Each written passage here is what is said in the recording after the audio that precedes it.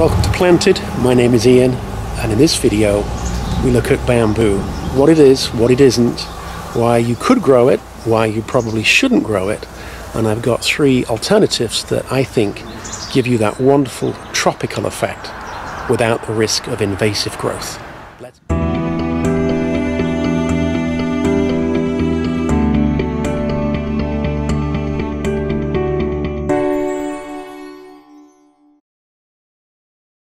I am drawn to the growth pattern of bamboo. I like the upright stems, I like the foliage, and I like the way that you can cut it down, it will come with nice fresh growth.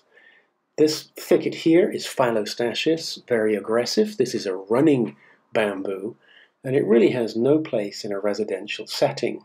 Here it's planted between a road and a house, so you could say that this is a good use of it. If you start to look for bamboo, you're going to come across ads like this. This blue has been highly doctored.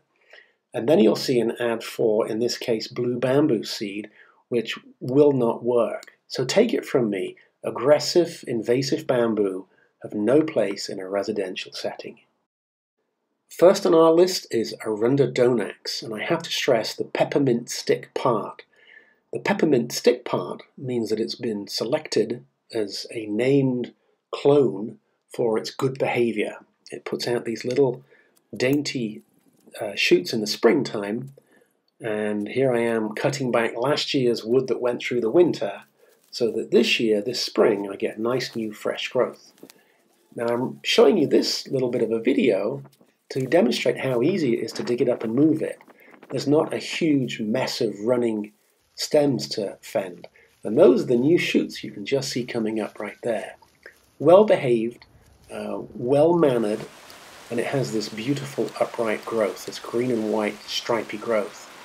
And it will have a foamy flower at the top of an 8 or 10 foot stem that's completely sterile, so it will not be putting out seedlings that could become invasive.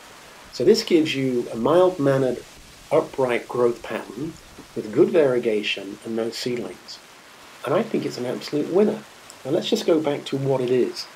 You do not want to be planting straight arundhadonax. That is not a plant that you should be putting in your garden. But there are a number of these clones that have been chosen for an enhanced growing pattern, and I think the peppermint stick is just beautiful.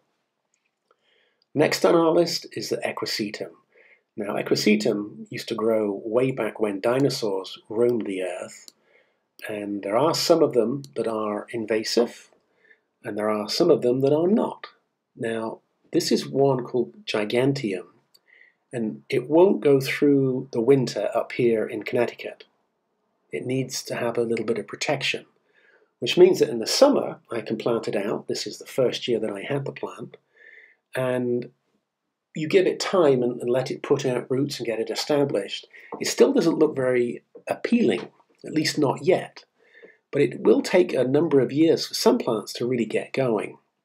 What I then did is I dug it up and I put it in a pot, so it went through the winter in a pot, and we start to see that we get a little bit more of this translucent upright stems. You can see the variation in color there, and still early days, and I expect this year this plant to be truly spectacular. And as the clump gets bigger in a pot, I can manage it, and the stems that it grows will also get thicker and more robust. So I'll have that as a kind of a fiber optic plant looking up, and then I can put something flat across the bottom. This is a plant coming through the winter this year, and there is one of the thick stems emerging as we move into spring.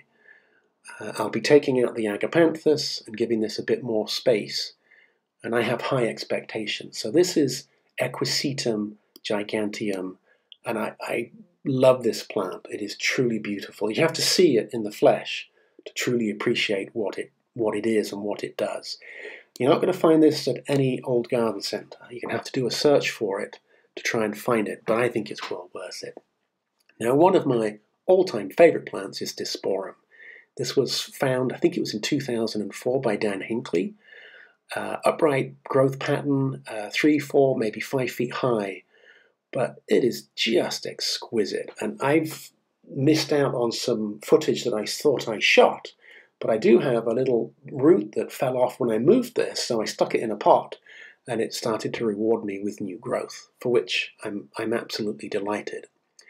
So dysporum, do a search for it, look at all the beautiful pictures. The stems start chocolate and go maroon, and then you end up with foliage and weeping stems that move in the wind. And it is just beautiful, a beautiful plant, well worth having. And this is my plant in the planted courtyard. This was taken in early April, and there is a cornucopia, or a plethora of new shoots. And you've got to be gentle. Don't get in there and start mulching, because you'll snap all those shoots off and you'll diminish what will become a spectacular show. So there we have 3 plants. We've got arundhadonax, we've got Equisetum, and we've got dysporum. Thank you for watching. Tell your friends, tell your family, go and plant something.